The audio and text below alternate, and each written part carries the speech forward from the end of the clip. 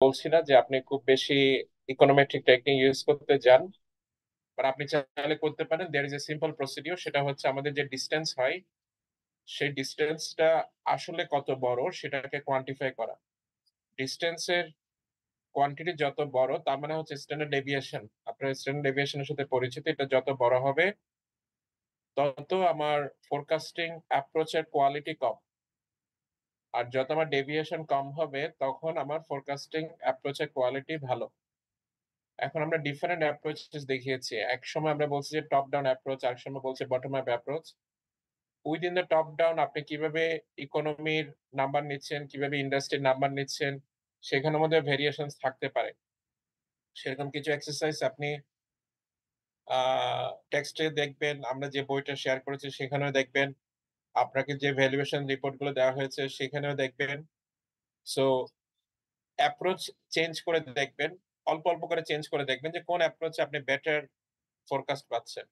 তো যেখানে ডেভিয়েশন কম হবে সেখানে আপনার ফোরকাস্টিংটা ভালো কাজ করবে। সে কস্ট অফ গুডস সোল্ড আমরা রাফলি বলেছিলাম যে এটাতে আমরা কি করতে পারি, ওয়েটেড অ্যাভারেজ নিতে পারি, বা সরি সিম্পল অ্যাভারেজ নিতে পারি। এখন আপনার কাছে যদি মনে হয় যে আমি আহ, গত 4টা কোয়ার্টারে একটা ওয়েটেড অ্যাভারেজ নিচ্ছি, কেন ওয়েটেড অ্যাভারেজ নিচ্ছি? আমার কাছে মনে হচ্ছে যে ফার্স্ট এন্ড সেকেন্ড কোয়ার্টারে kind of cost of goods sold একটু বেশি হয়, বা থার্ড কোয়ার্টার ফোর্থ কোয়ার্টারে কস্ট অফ গুডস সোল্ড একটু কম হয়। সো এই ক্ষেত্রে আমি সিম্পল অ্যাভারেজ নিলে কিছুটা ডেভিয়েশন বাড়তে পারে। সো আমি ওই ক্ষেত্রে একটু ওয়েটেড অ্যাভারেজ নিতে পারি বেসড অন দ্যাট, যে কোন কোয়ার্টারটা আমার জন্য গুরুত্বপূর্ণ। কিছু কোয়ার্টার কোম্পানির জন্য বেশ গুরুত্বপূর্ণ, কিছু কোয়ার্টার কম গুরুত্বপূর্ণ। সো এক্ষেত্রে আমি কাজ করতে পারি যে weighted average of past 4 quarters, এটা বেসিস আমি কাজ করতে পারি। এখন আপনি কিভাবে কোন কোয়ার্টারের জন্য কোন ওয়েট দিচ্ছেন, এটা কমপ্লিটলি আপ টু ইউ। এখানে কোনো কারেক্ট আনসার নাই, এটা আপনি নিজেকে আপনার জাস্টিফাই করতে হবে কেন আপনি মনে করছেন। তো এই ব্যাপারগুলো হচ্ছে আইডিয়া। দেন আপনি যখন ক্যাপিটাল এক্সপেন্ডিচার ফোরকাস্ট করবেন, একইভাবে আপনি যে অ্যাপ্রোচে ফোরকাস্ট করছেন, বা যে আপনি চিন্তা করেন যে আপনি যদি 2021-এ হতেন, তাহলে 2021-এ থাকতেন, তাহলে আপনি যে অ্যাপ্রোচটা এখন ব্যবহার করছেন ক্যাপিটাল এক্সপেন্ডিচার ফোরকাস্ট করার জন্য, সেটা যদি আমি তখন ব্যবহার করতাম তাহলে কি পরিমাণ ক্যাপিটাল এক্সপেন্ডিচার হতো, এবং সেটা রিয়েলিটির সাথে কত তফাৎ করছে, কারণ আপনার কাছে রিয়েল নাম্বার অ্যাভেলেবল। সে গত এই মাসে বেশ কিছু কোম্পানি যেগুলোর উপর আপনারা কাজ করছেন, তাদের আপনার আর্নিংস ডিসক্লোজার হওয়ার কথা, তাদের এজিএম হওয়ার কথা। তো এগুলো একটু ফলো করার চেষ্টা করবেন যে তারা তাদের মিটিং এ কি বলেছে, সেটা আপনার জন্য আইডিয়া হতে পারে। তানজিল, বলেন। স্যার আসসালামু আলাইকুম স্যার। ইসলাম, বলেন। স্যার আপনি যে সিওজিএস নিয়ে বললেন, স্যার আমরা তো গ্রামীণ ফোন নিয়ে কাজ করতেছি। তো গ্রামীণ ফোনে স্যার রেভিনিউর পরে ডাইরেক্ট ডাইরেক্ট ওরা কিছু এক্সপেন্ডিচার মাইনাস করছে, তারপর মানে ওই যে এক্সপেন্ডিচার হ্যাঁ, ওইগুলা স্যার অপারেটিং এক্সপেন্সে ফেলছে। সো আপনাকে আমি ইমেল করেছিলাম, আপনি বললেন যে জিপির একটা মডেল দিয়েছিলেন আপনি। হ্যাঁ, সো হ্যাঁ, এক্সাম্পল হিসেবে, সো জিপির মডেলটাতেও স্যার ওইখানে যে ফাইন্যান্সিয়ালস গুলা দেওয়া আছে হ্যাঁ, সেখানেও স্যার ওরা সিওজিএস ইউজ করে নাই। গ্রস প্রফিট বা গ্রস প্রফিট পার্সেন্টেজ দেওয়া নেই। ওই জায়গায়ও স্যার ওরা অপারেটিং এক্সপেন্স হিসাবে মানে রেভিনিউ থেকে ডাইরেক্ট অপারেটিং এক্সপেন্স মাইনাস করছে। সো হ্যাঁ, আমরা যখন ফোরকাস্টিং করতে যাচ্ছি তখন দেখা যাচ্ছে যে ফর্মুলা ইউজ করার ক্ষেত্রে সিওজিএস টা অনেক ক্ষেত্রেই লাগতেছে। এরপরে গ্রস প্রফিট পার্সেন্টেজটাও লাগতেছে। তো হ্যাঁ। ওই ক্ষেত্রে কি করবো এটা নিয়ে অনেক কনফিউজড আর কি। ওই ক্ষেত্রে আপনি যেটা, কোম্পানি যে অ্যাপ্রোচে আপনাকে তাদের ফাইন্যান্সিয়ালস দিচ্ছে, সেটাকে একটু সেটাকে প্রায়োরিটাইজ করার চেষ্টা করতে হবে। এখন আপনি সে কস্ট অফ গুডস সোল্ড যে জায়গায় আছে, এখন আপনার যদি কস্ট অফ গুডস সোল্ড আপনি এক্স্যাক্টলি না পান, বা কস্ট অফ গুডস এর একটা ভালো অ্যামাউন্ট কিন্তু তাদের আছে, সেটা হচ্ছে অপারেটিং এক্সপেন্স যেটা দেখিয়েছে তার প্রথম আইটেমটা। মোস্ট অফ দ্য কেসেস এটা এটা হচ্ছে কস্ট অফ সেলস এর একটা রিফ্লেকশন। তারা আগে একটা কস্ট অফ সেলস রিপ্রেজেন্ট করতো। এখন আপনি যেটা করতে পারেন, ওই জন্য যে রো গুলো আপনাকে কাস্টমাইজ করতে হবে সেই রো গুলো কাস্টমাইজ করতে পারেন। বাট কাস্টমাইজ করতে গিয়ে এটা খেয়াল রাখবেন যে এগুলোর সাথে যে সেল গুলো কানেক্টেড সেগুলো যেন এমন ভাবে এফেক্টেড না হয় যে আপনি পরে আর ট্র্যাক রাখতে পারছেন না। বোঝাতে পেরেছি? So, আপনি স্যার গ্রস মার্জিন ওয়ার্ডটা চেঞ্জ করে দিলেন, আপনি গ্রস মার্জিন যেহেতু আপনার নাই, আপনার ওটা বাদ দিলেন। কস্ট অফ সেলস ওটা নাই। ওই জায়গায় আপনি ২ টো আইটেম যেগুলো আপনার অপারেটিং এক্সপেন্স এ পোরশন ওখান থেকে এড করতে পারেন। বোঝাতে পেরেছি? জি স্যার, জি sir. Okay sir, got it. Okay, okay. আচ্ছা। আ সো আমরা আজকে আচ্ছা রিপ্রেজেন্টেটিভ যারা জয়েন করেছেন, আমি একটু আপনাদের অ্যাটেনশন ড্র করছি। সেটা হচ্ছে প্রাইভেট কোম্পানি ভ্যালুয়েশন। আ এই কাজটা বা এই টপিকে আমাদের ডিসকাশনটা হওয়ার কথা ছিল গেস্ট স্পিকার দিয়ে। তো প্রাইমারি টেন্টেটিভ ডেট হচ্ছে 28th অফ আ মে, আ মঙ্গলবার। সেটা হচ্ছে আমাদের যেটা অফিসিয়াল রিজার্ভ টাইম আছে, আ আ সেই টাইমটাতে আমাদের সেশনটা হবে। সো এইটার উপর আমাদের আপনি যদি প্রিভিয়াস ইয়ার এর কোয়েশ্চেন দেখেন, ওখানে আমরা এই সেশনটার গুরুত্ব দেওয়ার জন্য আ ওই সেশনের উপর একটা সেট কোয়েশ্চেন ম্যান্ডেটরি রাখা হয়। তো ওই সেশনে আপনার অ্যাটেন্ডেন্স এটা আপনি ডিসাইড করবেন যে আমি অ্যাটেন্ড করব নাকি করব না। বাট এটা আপনাকে জানিয়ে রাখছি যে আ আপনার 28th অফ মে তে সেই সেশনটা হবে প্রাইভেট কোম্পানি ভ্যালুয়েশন। এটা নিয়ে আমরা ক্লাসে ডিসকাস করব না। মানে ওইটাই আমাদের ক্লাস হিসেবে কাউন্ট হবে প্রাইভেট কোম্পানি ভ্যালুয়েশন এর উপর। সো এটা একটু খেয়াল রাখবেন। এটাকে প্রায়োরিটাইজ আ করবেন। আর 28th অফ মে তে মঙ্গলবার আমাদের সকালে একটা সেকশনের সাথে ক্লাস আছে সেটা আ যদি আমি রিশিডিউল করে আগে থেকে জানাবো, আদারওয়াইজ অ্যাজ ইট ইজ ওই টাইমে হবে। সো এটা হচ্ছে মেসেজ শেয়ার করার মতো। এটা জানানোর পারপাস হচ্ছে আপনাদের আ এই স্লটে যেন মেকআপ ক্লাস না থাকে। 28th of May official reserve time যেটা আছে সেই টাইমটাতে। সো এটা হচ্ছে মেসেজ। আচ্ছা। আহ আপনাদের ফোরকাস্টিং টেকনিকস এই রিলেটেড বা ফোরকাস্টিং এ যে কাজগুলো করছেন এগুলো নিয়ে বেশ কিছু ইস্যুস অ্যারাইজ হতে পারে। সো ভেরি ফার্স্ট পয়েন্ট হচ্ছে আমরা যে ডিসকাশন গুলো ক্লাসে করেছি, আমরা যে ম্যাটেরিয়ালস গুলো শেয়ার করেছি, এগুলো সবগুলো একটু রিভিউ করা। প্লাস হচ্ছে একদম আ আপনি মনে করছেন যে আমার কাছ থেকে একটা ওপিনিয়ন জানা জরুরি।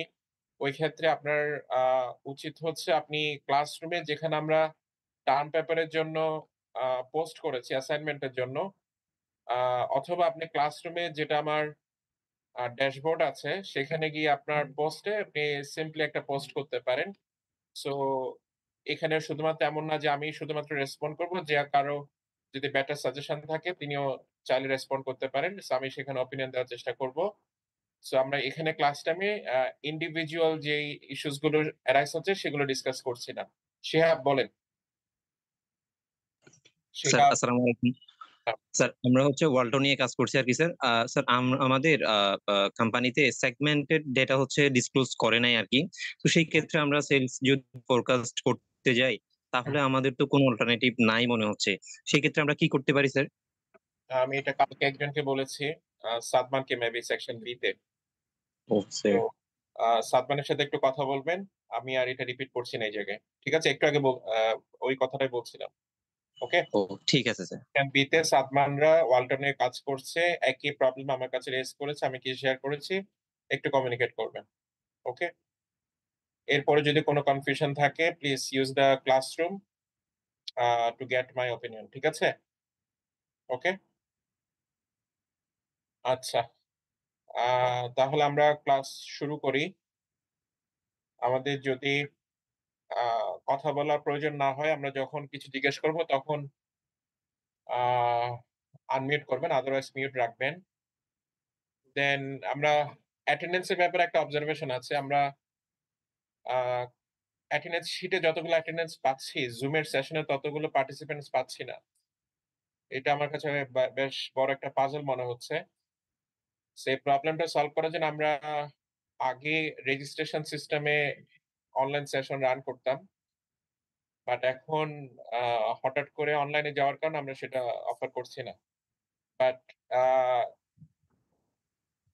এই যে ব্যাপারটা খেয়াল রাখবেন আপনি ক্লাসে অ্যাটেন্ডেন্স দেওয়ার চেয়ে যেটা গুরুত্বপূর্ণ সেটা হচ্ছে ক্লাস অ্যাটেন্ড করা। আপনার যদি ক্লাসে অ্যাটেন্ডেন্স এ ইস্যুস হয় সেটা হয়তো আমি আপনার মেকআপ করব। বাট আপনার যদি ক্লাসে অ্যাটেন্ড না করেন, আপনার যদি এক্সাম খারাপ হয়, আপনি যদি লেকচার না বুঝেন, কনটেন্টস না বুঝেন, আপনি যদি আ আপসেট হয়ে যান, বুঝতে পারছেন না, আ আপনি প্রাইমারিলি বুঝতে না পারার একটা কারণ হচ্ছে ক্লাসে অ্যাটেনটিভনেস কম থাকা। সো আমরা চাইবো যে আপনি ক্লাসে অ্যাটেনটিভ থাকেন আর ক্লাসে পার্টিসিপেট করার চেষ্টা করেন। অ্যাটেন্ডেন্স শিটে অ্যাটেন্ডেন্স দেওয়াটা আপনার সেকেন্ড প্রায়োরিটি। সো আপনি জানেন যে আমি অ্যাটেন্ডেন্স শিটটা আপনাদের কাছে ছেড়ে দিই। ছেড়ে দেওয়ার কারণ হচ্ছে আমি আপনার অ্যাটেন্ডেন্স নাম্বার নিয়ে খুব বেশি বদার করব না। যদি না এটা সিরিয়াস কোনো আ আপনার নাম্বার না হয়ে থাকে বা মিনিমাম কোটা ফিল আপ না হয়। বাট আপনার ক্লাসে অ্যাটেন্ড করা, ক্লাসের লেকচার বোঝা এটা হচ্ছে ফার্স্ট প্রায়োরিটি, প্রাইমারি রেসপনসিবিলিটি। ঠিক আছে? এবং আমরা কোর্সের শুরুতে বলেছিলাম এটা একটা ফ্ল্যাগশিপ কোর্স। সো আপনি যদি ফাইন্যান্স এ মেজর থাকেন, আপনার এই কোর্সের লার্নিংস গুলো আপনাকে সারা জীবন আ আপনাকে কাজ দিবে। আপনি যে জায়গায় থাকেন না কেন আমরা বেশ আ আ আপনার অ্যাপ্লিকেশনস এর ব্যাপারে আগে কথা বলেছিলাম। নট নেসেসারিলি যে আপনি ফাইন্যান্সিয়াল মার্কেটেই থাকলে এটা আপনার প্রয়োজন হবে। আপনি যেখানে থাকেন না কেন এটা আপনার প্রয়োজন হতে পারে। এটা হয়তো আপনি এই মুহূর্তে রিয়ালাইজ করবেন না। আর তখন আর রিয়ালাইজ করলে হয়তো খুব বেশি ফলপ্রসূ হবে না। সো আমরা যে আলোচনাটা করছি একটু বোঝার চেষ্টা করবেন। আর আজকে আমরা রিলেটিভ ভ্যালুয়েশন এর আমাদের সেকেন্ড ভ্যালুয়েশন অ্যাপ্রোচ যেটা আমরা দেখাবো সেটা হচ্ছে রিলেটিভ ভ্যালুয়েশন।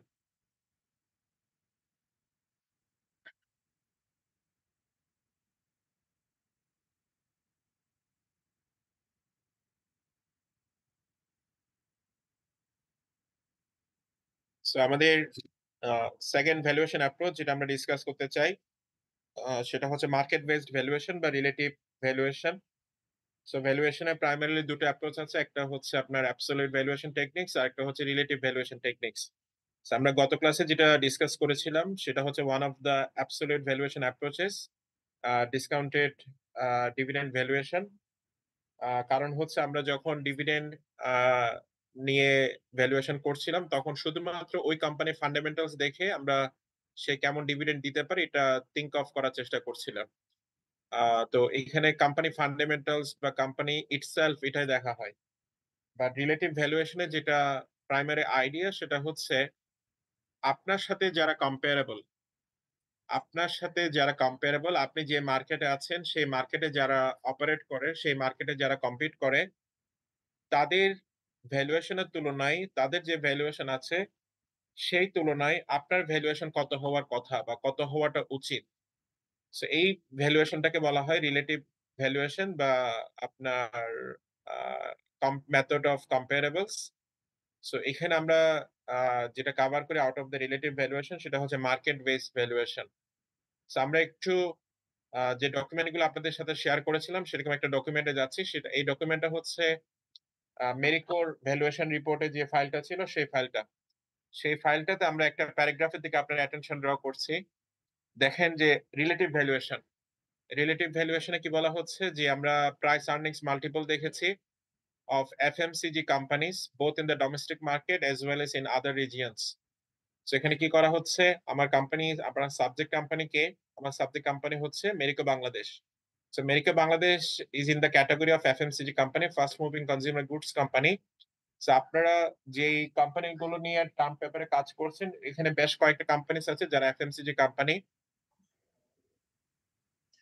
সো এখানে বলা হচ্ছে যে আমি এই মাল্টিপলটা কিভাবে পেয়েছি? আমি মাল্টিপলটা পেয়েছি যে মেরিকোর সাথে অন্য যারা FMCG কোম্পানিস আছে তাদের PE কেমন সেই তুলনায় আমি মেরিকোর ভ্যালুয়েশন করতে যাচ্ছি। সো এটা একটু ডিটেইলস দেওয়া হচ্ছে যে আপনি যে FMCG কোম্পানি বলছেন যে আপনার মেরিকোর সাথে কম্পারেবল FMCG কোম্পানি কয়টা আছে? সে ফর এক্সাম্পল আ আপনার কিছু কোম্পানিস আছে আ গ্রামীণফোন এটা multinational company, merry-go multinational company.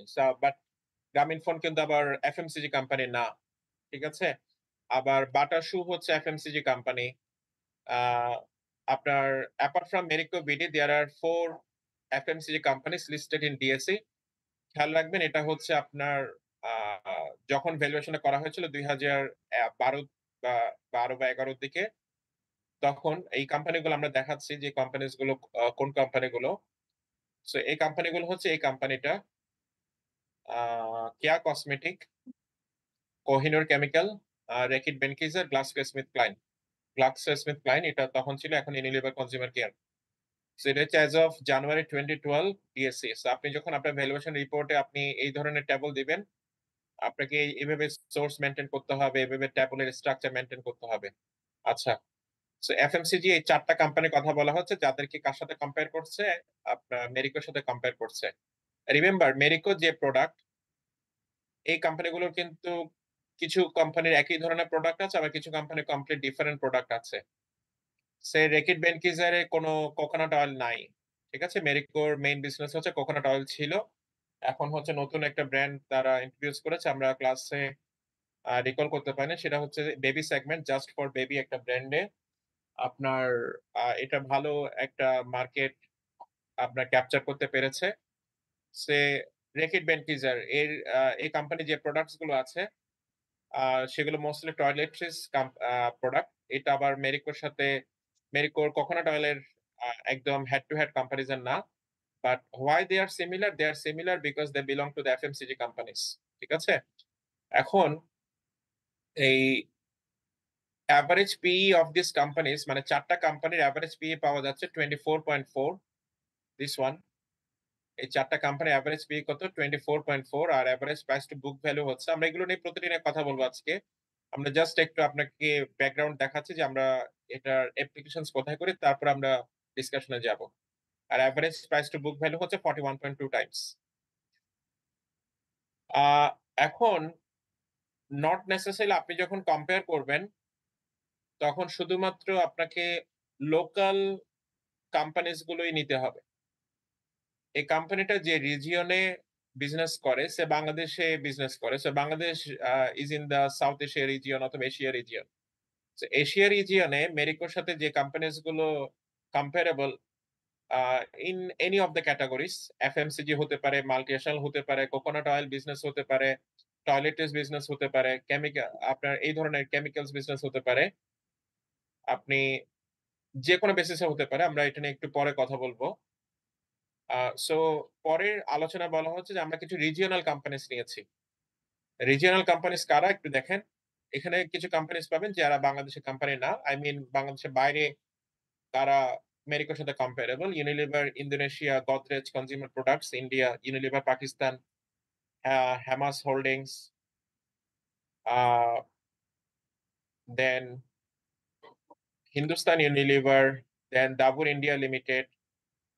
এগুলো হচ্ছে মেরিকো বিজনেসের সাথে কম্পারেবল। তো এই জন্য তাদেরকে কম্পারেবল হিসেবে নেওয়া হচ্ছে। যদিও রিজিওনাল কোম্পানিগুলো থেকে অ্যাভারেজ পিই পাওয়া গেছিল 24.4, বা রিজিওনাল কোম্পানিগুলো থেকে অ্যাভারেজ পিই পাওয়া যাচ্ছে কত? 26.7, which is little bit higher. এখন এই সব অ্যানালাইসিস এখানে দেখানো হচ্ছে যে রিজিওনাল কোম্পানিজ গুলোর পিই কেমন, প্রাইস টু সেলস কেমন, প্রাইস টু বুক ভ্যালু কেমন। একই সাথে আমার যেগুলো লোকাল এফএমসিজি কোম্পানি, সেগুলোর price to earnings, price to book value ratio গুলো কেমন। দেন বলা হচ্ছে যে আমি যদি সব কোম্পানির অ্যাভারেজ নিই, আই মিন এখানে যে 4টা কোম্পানির পি আছে আর এখানে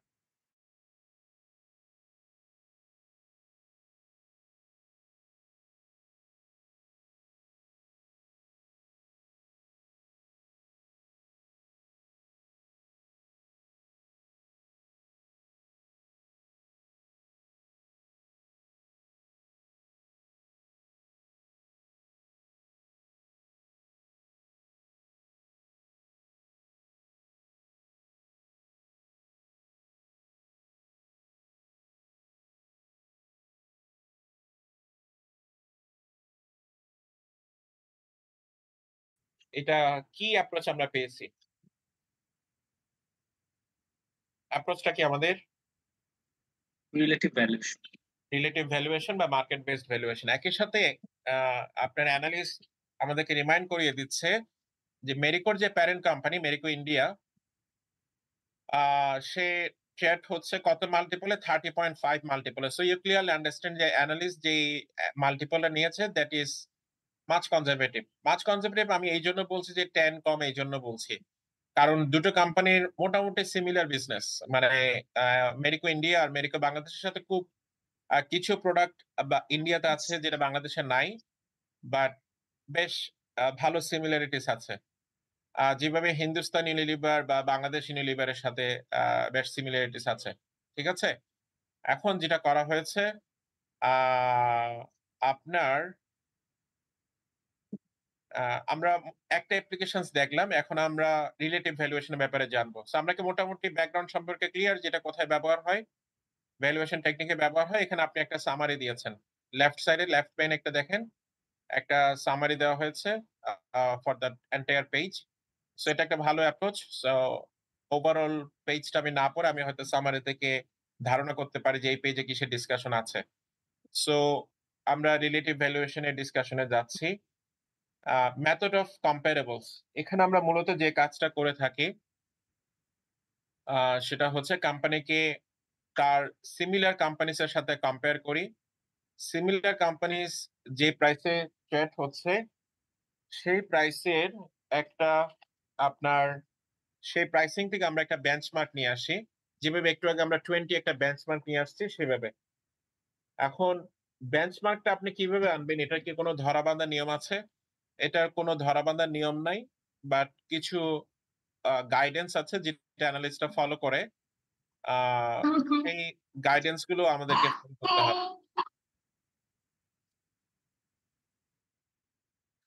আ সো বেঞ্চমার্ক একটু আগে আমরা যেভাবে নিয়ে আসছি সেটা আউট অফ দিস 4 এখানে ৪ টা way of getting the benchmark আমরা দেখতে পাচ্ছি।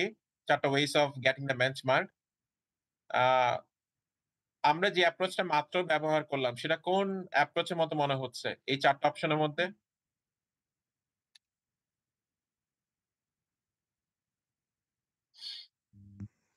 আমরা মেরিকোর যে 20p নিয়ে আসলাম সেটা কিভাবে নিয়ে আসলাম? এটা কোন অপশনের সাথে ম্যাচ করছে? Industry peers, industry or sector index, broad market index, firms historical values. Industry peers industry peer এর সাথে হ্যাঁ। তাহলে আমরা বুঝে গেলাম যে আমাদের কাছে ৪ টা উপায় আছে। একটা হচ্ছে যেটা আমরা মাত্র দেখালাম সেটা হচ্ছে আমার কোম্পানির যারা পিয়ার্স আছে সেই পিয়ার্সটা খুব ভালোভাবে খেয়াল রাখবেন। এটা লোকাল পিয়ার নট নেসেসারি। এটা রিজিওনাল হতে পারে, ইন্টারন্যাশনাল হতে পারে। ঠিক আছে? নেক্সট ওয়ান হচ্ছে the companies industry or sector index. So the companies industry or sector এটা হচ্ছে পিয়ার আর আপনার সেক্টর এই দুটোর মধ্যে তফাৎ বুঝেন? সে ফর এক্সাম্পল আপনার গ্রামীণফোন আর রবি এদেরকে আমরা পিয়ার বলতে পারবো নাকি পারবো না? হ্যাঁ স্যার। আমরা বলতে পারবো তাই তো? হ্যাঁ স্যার। পারবো? হ্যাঁ স্যার গ্রামীণফোন আর রবিকে আমরা পিয়ার বলতে পারবো because they almost deliver the same service. ঠিক আছে? আমি সার্ভিসের কোয়ালিটি নিয়ে কথা বলছি না। আমি জাস্ট বলছি যে গ্রামীণফোন যেভাবে তাদের রেভিনিউ আর্নিংস মডেল আছে বা রেভিনিউ বা আর্নিংস মডেল আছে একই মডেল কার আছে? রবিরও রেভিনিউ বা আর্নিংস মডেল আছে। এখন আপনি যদি আহ কোন কোম্পানির কথা বলবো? সে আমাদের একটা পাওয়ার এন্ড ফুয়েল সেক্টর আছে। আমি সেখানে একটু আপনার অ্যাটেনশন ড্র করি।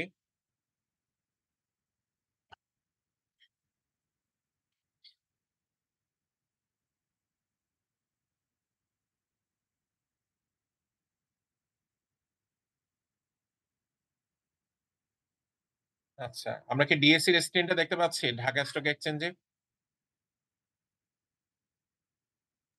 দেখতে স্যার। পাচ্ছি? আচ্ছা। জি স্যার। এখানে দেখেন একটা সেক্টর আমি নিচ্ছি।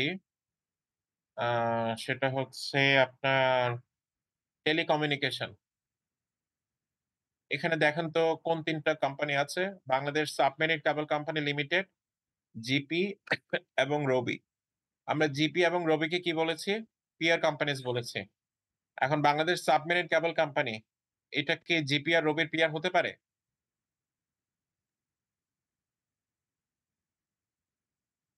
না স্যার।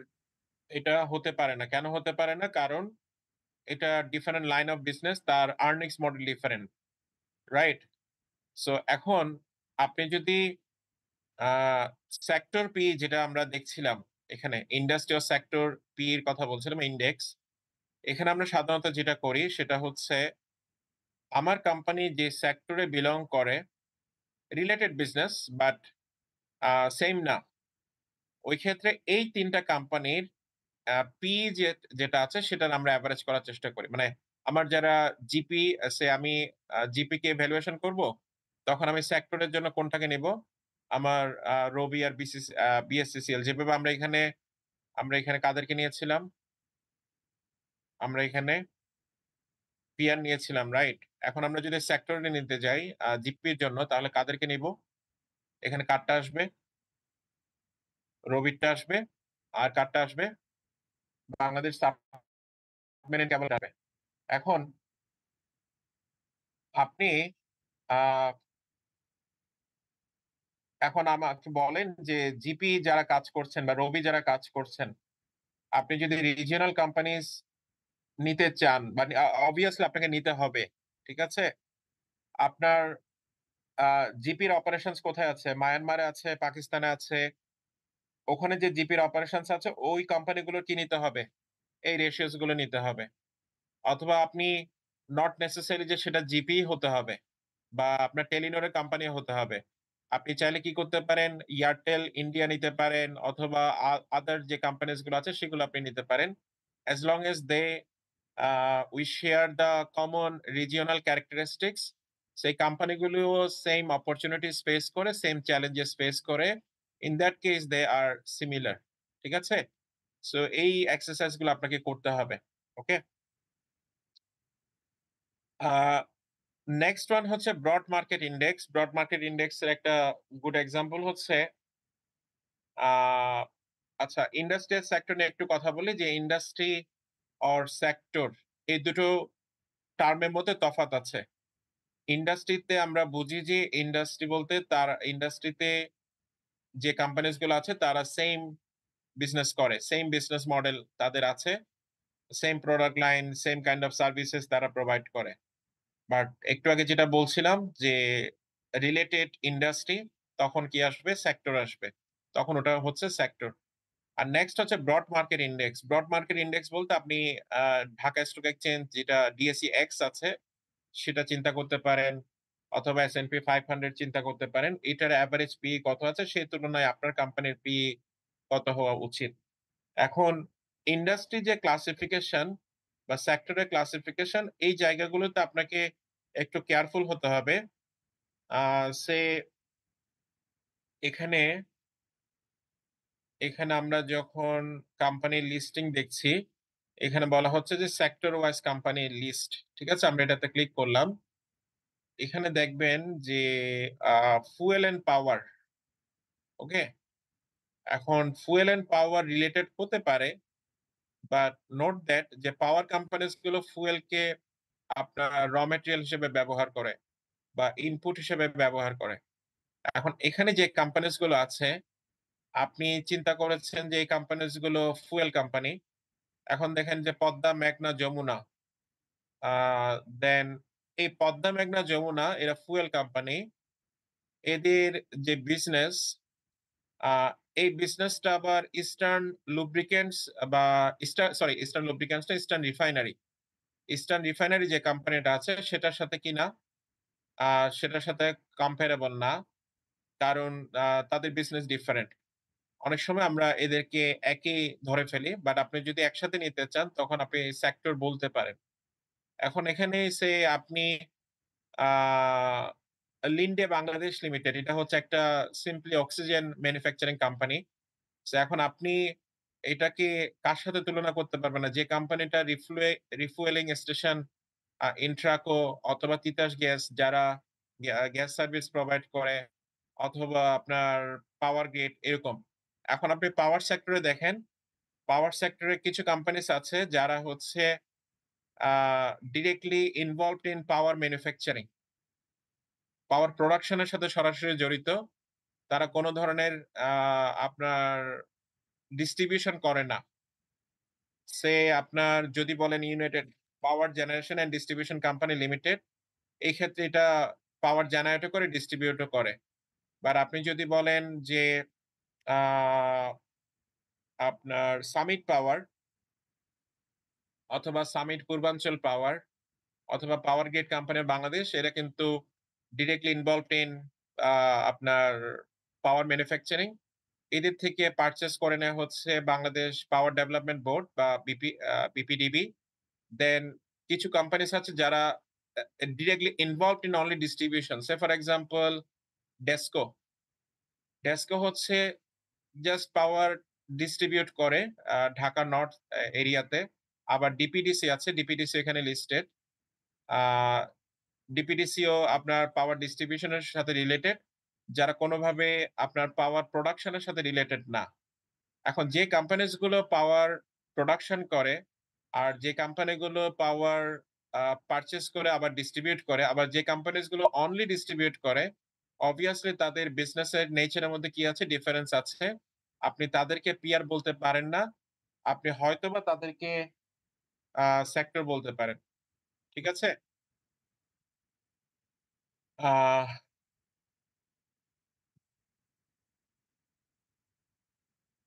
আমি একটা ফোন রিসিভ করি ডিপার্টমেন্টের, আমি আবার রিজিউম করছি।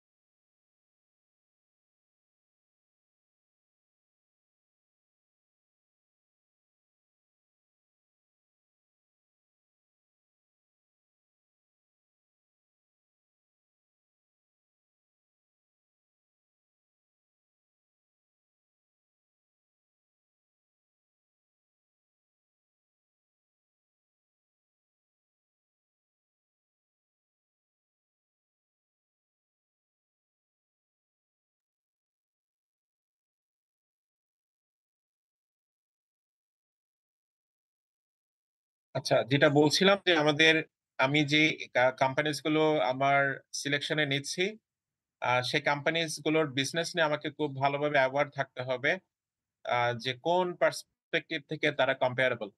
আমার যে কোনো একটা না একটা জাস্টিফিকেশন পয়েন্ট থাকতে হবে। সো আমরা গতবার টার্ম পেপারে প্রেজেন্টেশন যখন করছিলাম, তখন আমরা যখন কোশ্চেন করছিলাম, আমরা কিছু প্রেজেন্টেশনে দেখেছি যে এমন কিছু কোম্পানিজ কম্পারেবলে নেওয়া হচ্ছে যে কি গ্রাউন্ডে তারা কম্পারেবল সেটা হয়তো ডিফেন্ড করতে পারছে না। যে সামটাইমস যে কিছু কোম্পানিজ নেওয়া হচ্ছে যে কমপ্লিটলি আনরিলেটেড, মানে কোনোভাবে বা কোনো বেসিসেই তাদের সাথে কম্পারেবল করা যাচ্ছে না। সো এই এক্সারসাইজটা আপনাকে করতে হবে মার্কেট বেসড ভ্যালুয়েশনে। আর একটু আগে আমি যে ক্লাসিফিকেশনটা দেখাচ্ছিলাম ইন্ডাস্ট্রি বা সেক্টর ক্লাসিফিকেশন, এটা হচ্ছে ডিএসসি যেভাবে ফুয়েল এন্ড পাওয়ার সেক্টরকে ক্লাসিফাই করছে। বাট আপনি যদি আহ অন্য মার্কেটে দেখেন বা ডেভেলপ কান্ট্রিতে দেখেন, সে ওখানে কিছু ইন্ডাস্ট্রি ক্লাসিফিকেশন কোড আছে। সো তাদের ক্লাসিফিকেশনস গুলো কিভাবে করছে সেটাও আপনাকে দেখতে হবে বা সেটা আপনাকে জানতে হবে। ঠিক আছে? এটা হচ্ছে আমি যখন আপনি ডেভেলপ কান্ট্রিজে কাজ করছেন তখনকার কথা বলছি। বাট ইন জেনারেল আপনি যখন লোকালি কাজ করছেন, যে লোকাল কোম্পানিজ গুলো কিভাবে ক্লাসিফাই করা হয়েছে, কোন ইন্ডাস্ট্রি ক্লাসিফিকেশন আমরা ডিএসসি কে আমরা ফলো করি। সো ডিএসসি কিভাবে ক্লাসিফাই করছে সেটা আমরা দেখি। সো আপনি চাইলে আপনার মতো করে ক্লাসিফাই করতে পারেন বেসড অন সাম ক্যারেক্টারিস্টিক। ঠিক আছে? আহ, এখন যেটা আমাদের রিকমেন্ডেশন সেটা হচ্ছে কিছু কোম্পানিজ হয়তোবা তারা বিজনেসের দিক থেকে পিয়ার সিমিলার বিজনেস করে থাকে, বাট তাদের ক্যাপিটাল স্ট্রাকচারে বেশ ডিফারেন্স থাকতে পারে, অথবা তাদের আপনার ইন টার্মস অফ এফিসিয়েন্সি বেশ ডিফারেন্স থাকতে পারে। সো রিকমেন্ডেশন হচ্ছে যদি এরকম সিগনিফিকেন্ট ডিফারেন্স থাকে, আইদার আপনি তাদেরকে সেপারেট করে রাখবেন, কম্পারেবল হিসেবে নেবেন না, অথবা হতে পারে যে এই ডিফারেন্স গুলো যতটুকু কমানো যায় সেটার জন্য অ্যাডজাস্টমেন্ট করার চেষ্টা করবেন।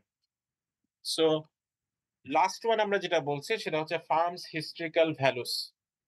What does it mean? Say আমি মেরিকো 2024 এর ভ্যালুয়েশন করছি। তো আমি দেখলাম যে মেরিকো গত 15 বছর বা গত 10 বছর বা গত 5 বছর তাদের হিস্ট্রিক্যালি পিই ছিল 20 বা 25 এরকম হিস্ট্রিক্যাল পিই ছিল। সো ওই ক্ষেত্রে সেটাও আমার একটা বেঞ্চমার্ক হতে পারে। সো এখানে কিন্তু ইটসেলফ কোম্পানির হিস্ট্রিক্যাল টাইম সিরিজ আপনি দেখছেন। ঠিক আছে? এখন আমরা প্রথম প্রাইস আর্নিংস রেশিও বা প্রথম রিলেটিভ বেসড ভ্যালুয়েশন আমরা যেটা অ্যাপ্রোচ সেটার ব্যাপারে কথা বলি। আমরা এটা প্রথম ইন্ট্রোডিউস করেছিলাম যখন আমরা ভ্যালুয়েশন রেশিও ক্লাসিফিকেশন দেখাচ্ছিলাম ফাইন্যান্সিয়াল রেশিওতে, ওখানে দেখিয়েছিলাম। So this is one of the most used market based valuation, যে প্রাইস আর্নিংস রেশিও। এবং যে কোনো জায়গায় মার্কেট বেসড ভ্যালুয়েশন ইউজ করা হলে ভেরি কমন যে আপনি পি কে দেখতে পাবেন। সো এটার ইউজ করা অবভিয়াসলি হয়, বাট এর পাশাপাশি আপনাকে যেটা করতে হবে যে এটার কি কি আহ, আপনার বেনিফিটস আছে এটা ইউজ করার, বা এটার কি কি প্রবলেমস আছে এটা ইউজ করতে গেলে সেগুলো সম্পর্কে আপনাকে অ্যাওয়ার থাকতে হবে। নট নেসেসারিলি যে আমি আপনার one size fits for all এই অ্যাপ্রোচে এটা সব কোম্পানিজ এর জন্য বা আমার কোম্পানির জন্য হয়তো এটা অ্যাপ্রোপ্রিয়েট না, আমি ইউজ করে ফেললাম, এটা হতে পারে না। ঠিক আছে? আহ প্রথমে কথা হচ্ছে যে কেন এটা এত বেশি অ্যাটেনশন ড্র করেছে। সো আপনি যদি একজন ইনভেস্টর হয়ে থাকেন, আপনার আহ, আমরা যতই ক্যাশ ফ্লোস ভ্যালু এগুলো নিয়ে কথা বলি না কেন, কমনলি আমরা প্রথম যেই জিনিসটার দিকে তাকাতে চাই সেটা হচ্ছে আর্নিংস বা প্রফিট। সো এই আর্নিংস বা প্রফিট এটার একটা রিপ্রেজেন্টেশন হয় আর্নিংস পার শেয়ার দিয়ে। এই জন্য price earnings ratio has got attention, যেহেতু আমাদের সবার অ্যাটেনশন থাকে কোথায়, প্রফিটের দিকে। আর প্রাইস আর্নিংস রেশিওতে যেটা ড্রাইভার বা এটা আমার প্রাইস আর্নিং রেশিও বেশি নাকি কম, এটার স্ট্যাটিস্টিক যেহেতু আমরা আর্নিংস এর সাথে কম্পেয়ার করি, এই জন্য এটার বেশ গুরুত্ব আছে। নেক্সট হচ্ছে আপনার আহ, এটা যেহেতু সবাই ইউজ করে, সব ইনভেস্টর ইউজ করে, এই জন্য আমরা ইউজ করি এবং এটা সবাই খুঁজে। আপনি এটা খুব সহজে ইগনোর করতে পারবেন না। বা কেন ইগনোর করেছেন, যদি ইগনোর করতে হয় আপনাকে বেশ স্ট্রং রিজন দিতে হবে। নেক্সট ওয়ান হচ্ছে রিলেটেড টু স্টক রিটার্ন, এটা একটু বোঝার চেষ্টা করবেন। সেটা হচ্ছে আমরা ইনভেস্টররা এই জিনিসটা কে নিয়ে খুব চিন্তা ভাবনা করি যে আমার স্টকে রিটার্ন কত পাওয়া যাবে। সো ক্যাপেম বলছে যে আপনার স্টকের যদি বিটা বাড়ে তাহলে আপনার স্টকে রিটার্ন বাড়বে, আর আপনার বিটা কমলে রিটার্ন কমবে। এটা হচ্ছে ক্যাপেম এর আলোচনা। আর ফার্মা ফ্রেন্ডস বলছে যে আপনার ইন এডিশন টু দিস আপনার কোম্পানি যদি স্মল ক্যাপ হয়ে থাকে আপনার রিটার্ন বেশি পাওয়ার কথা কম্পেয়ার টু লার্জ কোম্পানিজ। আর আপনার কোম্পানি যদি ভ্যালু কোম্পানিজ হয়ে থাকে, ভ্যালু কোম্পানিজ মানে যাদের প্রাইস আপনার প্রাইস টু বুক ভ্যালু কম বা বুক টু প্রাইস রেশিও বেশি, ওই ক্ষেত্রে তাদের রিটার্ন বেশি হয়ে থাকে। এরকম which factors drive the stock return, এটা নিয়ে আপনার প্রচুর রিসার্চ আছে এবং এটা অ্যাসেট প্রাইসিং এর one of the most discuss topics. আপনার আপনি যদি এরকম একটা ফ্যাক্টর বের করতে পারেন যে এই ফ্যাক্টরটা বেশি থাকা, এই জিনিসটা বেশি থাকলে সেই স্টকটা বেশি রিটার্ন দেয়, এরকম যদি কোনো ফ্যাক্টর বের করতে পারেন, in that case you will be awarded a PhD in finance. ঠিক আছে? এটা ততটা চ্যালেঞ্জিং এবং ততটা রিওয়ার্ডিং। সো এখানে আমরা এই ব্যাপারটা কেন নিয়ে আসছি? রিসার্চে দেখা গেছে যে যে কোম্পানিগুলো আপনার পি এই পি এর সাথে লং টার্মে ওই কোম্পানির বা সরি ওই স্টকটা কেমন রিটার্ন দিবে এটার একটা ভালো রিলেশন আছে। একটা ভালো রিলেশন আছে। সো যে কোম্পানিজ গুলো বা সরি যে স্টকস গুলো লোয়ার পি তে ট্রেড হয়, they are likely to provide a higher long term return. আর যে স্টকস গুলো রিলেটিভলি হায়ার পি তে ট্রেড হয়, they are likely to provide lower return in future. ঠিক আছে? সো এই জন্য আমরা প্রাইস আর্নিং রেশিও নিয়ে মাথা ব্যথা করি বা এটা আমরা খুব ভালোভাবে দেখার চেষ্টা করি।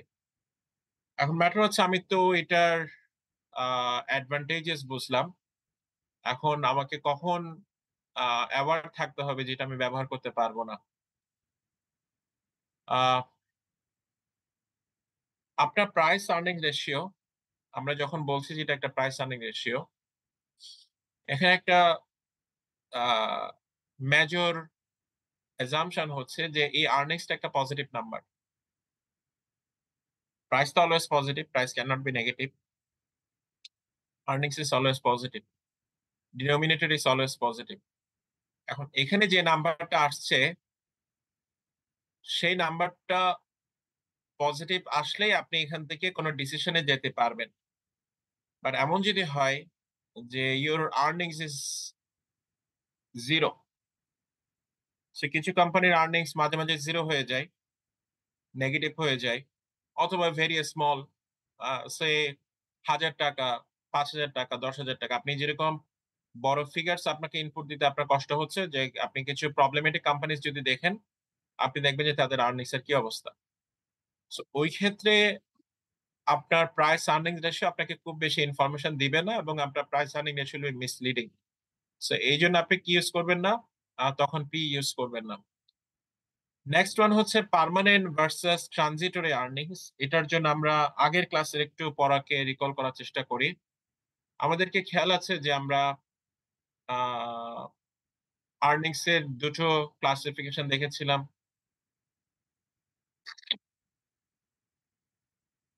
খেয়াল আছে? Yes, sir. কিছু আর্নিংস হচ্ছে রিকারিং আর কিছু Non-recurring. নন রিকারিং। আচ্ছা, which is more permanent in nature? Sir, recurring. Recurring is more Recurring permanent in nature. এখন আপনি যখন ইপিএস ক্যালকুলেট করছেন, এখানে তো সবকিছু যোগ হয়ে চলে আসছে, তাই না? রিকারিং ও যোগ হয়ে চলে আসছে, নন রিকারিং ও যোগ হয়ে চলে আসছে।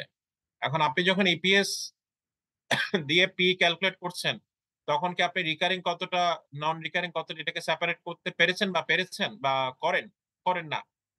তো ওই ক্ষেত্রে ইট মাইট বি মিসলিডিং যদি এমন হয় যে আমার কোম্পানি যে ইপিএস শো করছে, এই কোম্পানির একটা বড় অ্যামাউন্ট আর্নিংস আছে হুইচ ইজ নন রিকারিং। আমি যে প্রাইস আর্নিং রেশিওটা ওই ইপিএস এর বেসিসে ক্যালকুলেট করব, এটা কি একটা ভালো পি রেশিও ক্যালকুলেশন হবে?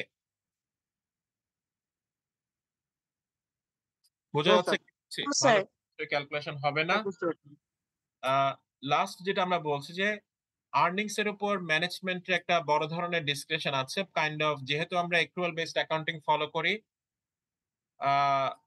আমরা জানি যে accounting standards has given the description to the managers যে তুমি যখন ক্রেডিট সেলে গুডস সেল করছো, তোমার নিজেকে জাস্টিফাই করতে হবে যে এটাকে আসলে সেলস হিসেবে রিকগনাইজ করা যাবে কিনা। সো সেলস হিসেবে রিকগনাইজ করার কিছু চেকলিস্ট আছে। সো সেই চেকলিস্ট আপনি যখন দেখবেন যে এটা থেকে ভেরি সার্টেনলি যে আপনি এখান থেকে টাকা কালেকশন করার কি আছে, সম্ভাবনা আছে। এখন ম্যাটার হচ্ছে সম্ভাবনা, এই সম্ভাবনাটা কে অ্যাসেস করবে? ফাইন্যান্সিয়াল রিপোর্টিং স্ট্যান্ডার্ড অ্যাসেস করবে নাকি আপনি ম্যানেজার অ্যাসেস করবেন? এখন যেখানে সম্ভাবনা কম, আপনি যদি সম্ভাবনা বেশি ধরে আর্নিংস হিসেবে দেখিয়ে দেন, সেলস হিসেবে দেখিয়ে দেন, অটোমেটিক্যালি আপনার কি হবে? আর্নিংস বাড়তে থাকবে। এখন সেই আর্নিংস যখন আপনি পি রেশিওতে অ্যানালিস্ট ইউজ করতে যাবেন, what will happen? Garbage in, garbage out. ঠিক আছে? সো যেহেতু ম্যানেজারদের ডিফারেন্ট ডিসক্রিপশন আছে, কিছু কোম্পানি ম্যানেজমেন্ট হয়তো কনজারভেটিভ, কিছু কোম্পানি ম্যানেজমেন্ট হয়তো অ্যাগ্রেসিভ। ওই ক্ষেত্রে কি হতে পারে? আপনার কোম্পানিজ গুলোর সাথে যখন আপনি পি কম্পেয়ার করবেন, দ্যাট মাইট বি প্রবলেমেটিক।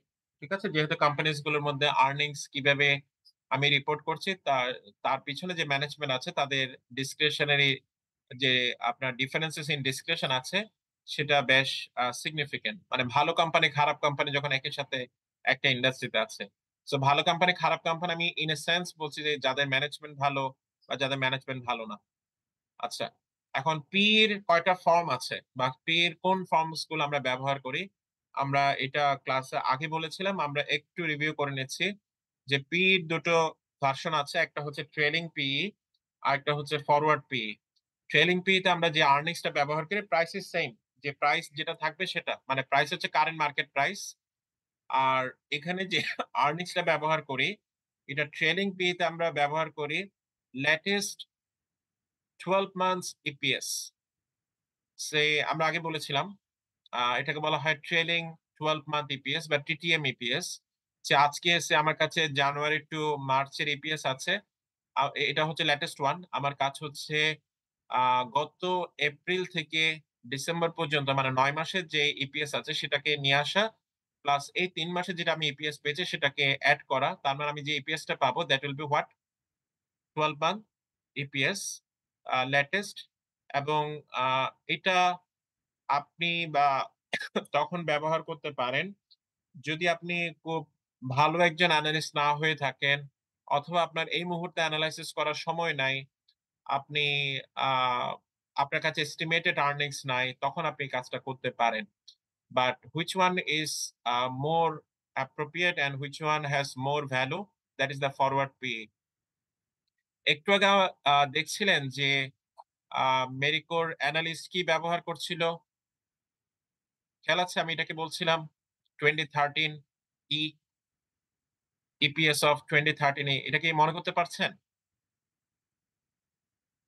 সে আছে 2012 তে, বাট যে আর্নিংসটা সে ডিনোমিনেটর ইউজ করছে সেটা কখনকার আর্নিংস?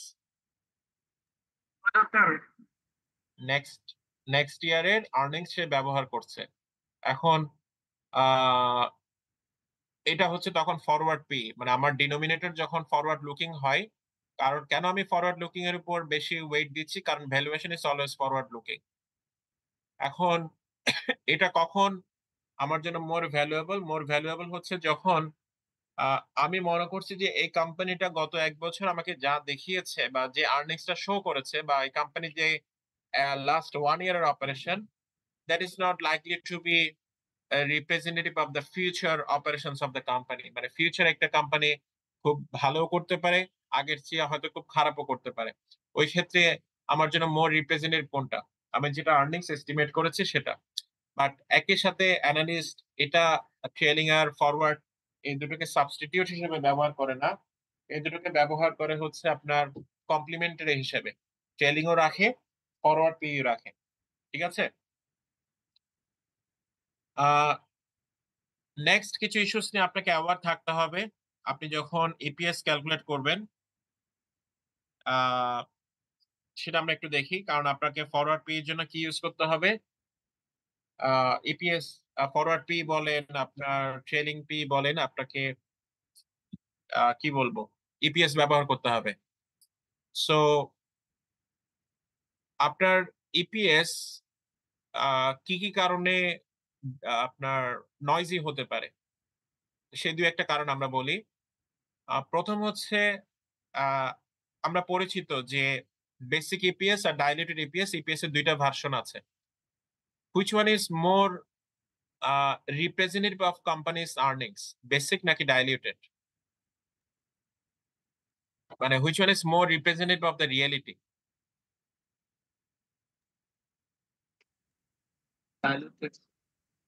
যেটা ডাইলিউটেড সেটা। ঠিক আছে? সো আপনি কি বেসিকটা ইউজ করবেন নাকি ডাইলিউটেড ইপিএস ইউজ করবেন, that is up to you. But দুটো ভার্সন যে আছে সেটা আপনাকে জানতে হবে। নেক্সট ওয়ান হচ্ছে আহ, আপনার কোম্পানি যে আন্ডারলাইং আর্নিংস, একটু আগে যেটা বলছিলাম যে কিছু আর্নিংস হতে পারে রিকারিং, কিছু আর্নিংস হতে পারে নন রিকারিং। সো আমি চাইবো যে আমার ইপিএস যেটা আমি পেয়েছি কোম্পানিজ থেকে, সেটাকে আমি চাইলে একটু মডিফাই করতে পারি, অ্যাডজাস্ট করতে পারি। এটাতে আমার অ্যানালিস্টে কোনো রেস্ট্রিকশন নাই। কি ধরনের? সে আমি ক্যালকুলেশন করে বের করলাম এই কোম্পানি 3 টাকা ইপিএস দেখাচ্ছে, তার মধ্যে আমার কাছে মনে হচ্ছে না, মানে আমি ক্যালকুলেশনে পেয়েছি যে 0.5 is attributable to non recurring earnings. তখন আমি 3 ইপিএস ইউজ করব নাকি 2.5 ইপিএস ইউজ করব? মানে আমার জন্য কোনটা ভালো হবে? 2.5 বলে 2.5টা ভালো হবে। ঠিক আছে, এরকম কিছু এক্সারসাইজ আছে, সেগুলো একটু করবেন। আর আপনার কিছু কোম্পানিসের আর্নিংস, মানে আপনি যে সময় ভ্যালুয়েশন করছেন, কিছু কোম্পানিসের আর্নিংস অ্যাবনর্মালি গ্রো করতে পারে। সে কিছু কোম্পানিস হয়তো বা বিজনেস সাইকেলের আপনার শুরুর দিকে আপনার গ্রোথ স্টেজে আছে। আবার কিছু কোম্পানিস আছে, মানে দুটো কোম্পানি আপনার একই ইন্ডাস্ট্রিতে আছে, but if you think of যে আপনার বিকাশ এবং নগদ, এই দুটো কোম্পানি হয়তো সেম ইন্ডাস্ট্রিতে আছে, বাট আপনি যদি নগদের গ্রোথ দেখেন, নগদের growth of earnings might be little bit higher, আর বিকাশের growth of earnings will be little bit lower. এখন আপনি যখন আর্নিংসটা নিবেন, তখন আপনাকে চিন্তা করতে হবে এরকম অ্যাবনর্মাল গ্রোথ অফ আর্নিংস তো ফিউচারে থাকবে না, এটা তো কুল ডাউন হয়ে আসবে। সেটা কখন কুল ডাউন হবে সেই ব্যাপারটা আপনাকে চিন্তা করতে হবে, এবং সেই কাজটা আপনাকে অ্যাডজাস্ট করতে হবে। ঠিক আছে। নেক্সট হচ্ছে আমরা অ্যাকাউন্টিং মেথডে দেখেছিলাম যে there are lot of differences which has been allowed by IFRS to the accountants. সে আমরা বলেছিলাম যে আপনার ফিফো আর ওয়েটেড অ্যাভারেজ, এই দুটো আইএফআরএস অ্যালাউ করেছে, বাট লিফো আবার অ্যালাউ করে নাই। এখন ফিফো, একটা কোম্পানি ফিফো দিয়ে কি করে, তার ইনভেন্টরি ক্যালকুলেট করে, আর একটা কোম্পানি ওয়েটেড অ্যাভারেজ কস্টিং দিয়ে ইনভেন্টরি ক্যালকুলেট করে। এখন এই দুটোর কারণে দুটো কোম্পানির আর্নিংস কি একই কম্পারিজনে আছে, মানে অ্যাপল টু অ্যাপল কম্পারিজন আছে? যেহেতু তারা ডিফারেন্ট মেথড ফলো করে কস্টিং এ, এই জন্য তারা যে আর্নিংসটা আমাকে রিপোর্ট করছে, সেই আর্নিংসটা কি থাকছে না, কম্পারেবল থাকছে না। সো ওই ক্ষেত্রে আমি চাইলে কি করতে পারি, আমি দেখিয়েছিলাম যে লিফো লিকুইডেশন রিজার্ভ, বা এটা হচ্ছে যখন লিফো ফিফো থাকে, সেটার মাধ্যমে কি করতে পারি, অ্যাডজাস্ট করতে পারি। So this are some issues আপনাকে খেয়াল রাখতে হবে কখন আপনি যখন ইপিএস ক্যালকুলেট করবেন। This is very straightforward exercise. এটা আপনি ভ্যালুয়েশনের যেই এক্সাম্পলটা দিয়ে আমরা ক্লাসে শুরু করেছি মেরিকোর, সেটার সাথে কম্পেয়ার করতে পারেন। সে বিএসআরএম, এই কোম্পানি অ্যানালাইসিস করা হচ্ছে মার্কেট বেসড ভ্যালুয়েশনের বেসিসে। সো দুটো কম্পারেবল কোম্পানি পেলো, যে একেএস এবং কেএসআরএম। তাদের price to earnings, price to sales, price to book value per share, এগুলো ইউটিলাইজ করা হবে মার্কেট বেসড ভ্যালুয়েশনের জন্য। এখন এই 3টা কোম্পানির আপনার স্ট্যাটিস্টিক্স দেওয়া আছে। এখন আপনি কিভাবে বিএসআরএম এর ভ্যালুতে আসবেন? ম্যাটার হচ্ছে কারা কম্পারেবল, কারা পিয়ার, একেএস পিয়ার এবং কেএসআরএম পিয়ার। সো এই ক্ষেত্রে আমাকে প্রথমে কি করতে হবে, একেএস এর জন্য প্রথমে আমি প্রাইস টু আর্নিংস এর বেসিসে বিএসআরএম এর ভ্যালু ক্যালকুলেট করব। তাহলে একেএস এর প্রাইস টু আর্নিংস কত হবে, 45 ডিভাইডেড বাই 1.5, এটা ক্যালকুলেট করব। 45 ডিভাইডেড বাই 1.5। আর কেএসআরএম এর জন্য কত ক্যালকুলেট করব, 24 ডিভাইডেড বাই 1। এখান থেকে একটা নাম্বার পাবো, এখান থেকে একটা নাম্বার পাবো। এটা কি 30? এটা 30, এটা 24। এই দুটোকে যখন আমি অ্যাভারেজ করব কত পেলাম, 27। এই 27 হচ্ছে কার জন্য বেঞ্চমার্ক, কার ভ্যালুয়েশনের জন্য বেঞ্চমার্ক? BSRM. বিএসআরএম এর জন্য। তাহলে বিএসআরএম এর আর্নিংস আছে কত? প্রাইস আর্নিংস নিয়েছি কোত্থেকে? কম্পারেবল থেকে। এটা হচ্ছে 27 multiplied by the BSRM's earnings of $2. Actually it comes from this. So 27 দুগুণে কত? 54. So in terms of price earning ratio, BSRM is relatively trading at a higher value. Okay, so এই একই কাজ আপনি প্রাইস টু বুক ভ্যালু, এটা একটু পর আমরা পড়ছি, প্রাইস টু সেলস এর জন্য করতে পারেন। আমরা গত ক্লাসে কিভাবে আমরা জাস্টিফাইড আপনার ট্রেলিং পি ক্যালকুলেট করব, জাস্টিফাইড ফরওয়ার্ড পি ক্যালকুলেট করব সেটা দেখিয়েছি। এটা হচ্ছে ডেরিভেশন। ডেরিভেশনটা আপনার একটু জানাটা জরুরি, সেটা আমরা গত ক্লাসে দেখিয়েছি। সো এখন আর দেখাচ্ছি না, but we want to stress that যে আপনি যখন কম্পেয়ার করবেন, আপনার কম্পারিজনের জন্য অনেকগুলো বেঞ্চমার্ক থাকতে পারে, থাকবে, বাট জাস্টিফাইড যে রেশিওস গুলো সেগুলো আপনার বেশ কোয়ালিটি বেঞ্চমার্ক, যেটার সাথে আপনি কম্পেয়ার করতে পারেন। এখন দেখেন যে এটা হচ্ছে কিসের জাস্টিফাইড? Justified forward P.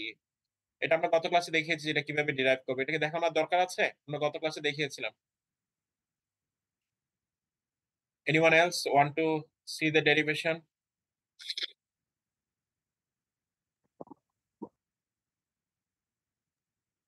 আচ্ছা, it actually utilizes the GGM. আমরা কি রবার্ট শিলারের লেকচারটা দেখতে পেরেছি? ইয়েল ইউনিভার্সিটির ডিভিডেন্ড গ্রোথ মডেল নিয়ে, আপনার কনস্ট্যান্ট গ্রোথ মডেল। দেখতে না পারলে একটু দেখে নেবেন। That will actually inspire you to be more favorable to the simplest model in the valuation. Okay, আচ্ছা, সো এখানে দেখেন যে আমরা জাস্টিফাইড ফরওয়ার্ড পি বলতে কি বলছি? জাস্টিফাইড ফরওয়ার্ড পি বলতে আমরা এই ডেরিভেশনে পাচ্ছি 1 মাইনাস বি এবং আর মাইনাস জি। সো অবভিয়াসলি এই ইকুয়েশনটা কাজ করার জন্য এটা আপনার রিকোয়ার্ড রিটার্ন অন ইকুইটি, এই রিকোয়ার্ড রিটার্ন অন ইকুইটিটা কিসের চেয়ে বড় হতে হবে? গ্রোথের চেয়ে বড় হতে হবে। এখন আপনার কোম্পানি যদি অ্যাবনরমালি আর্নিংস গ্রো করে বা করায়, বা করায় না, এটাই ট্রু তার জন্য, তখন আবার আপনি এটা ব্যবহার করতে পারবেন না, বিকজ এটা ভায়োলেট হতে পারে। ঠিক আছে, এটা তখন এটা এই কন্ডিশন থাকছে না। ঠিক আছে, এখন 1 মাইনাস বি তে আমরা কি বলেছিলাম? What is this? What is this? Retention ratio. So company যদি 50% পে আউট দেয়, কোম্পানি যদি 20% পে আউট দেয়, তাহলে তার জন্য রিটেনশন রেশিও কত হবে? 1 মাইনাস পে আউট রেশিও। ঠিক আছে, এখন এই নাম্বারস গুলো আপনাকে হয়তো দেওয়া থাকবে, আপনাকে ওখান থেকে ক্যালকুলেট করতে হবে। আপনাকে সে যদি পে আউট রেশিও দেওয়া থাকে, আপনি 1 minus B is equal to sorry 1 B হচ্ছে retention rate, so 1 minus B is equal to pay out ratio. আপনাকে যদি রিটেনশন রেট দেওয়া থাকে তাহলে আপনি এখানে পে আউট রেশিওটা ক্যালকুলেট করতে পারবেন। ঠিক আছে, এখন সে আপনি যেটা অ্যাকচুয়াল ফরওয়ার্ড পি ক্যালকুলেট করলেন, সে আজকে হচ্ছে ধরে নিলাম যে জিপির প্রাইস হচ্ছে 230, আর আপনি 2024 এর জন্য জিপির আর্নিংস এস্টিমেট করেছেন 23, তাহলে জিপির ফরওয়ার্ড পি আপনি কত এস্টিমেট করেছেন? 10। এতটুকু তো বুঝতে পেরেছেন। এখন আপনি এই রেশিওটাকে কিভাবে ব্যবহার করবেন? এই রেশিওটা আপনি ব্যবহার করবেন, এটা থেকে এসে আপনি পেয়েছেন 12, এখানে পেয়েছেন কত? 12। এখন আপনি কি জিপি রিলেটিভলি ওভার ভ্যালুড বলবেন নাকি রিলেটিভলি আন্ডার ভ্যালুড বলবেন?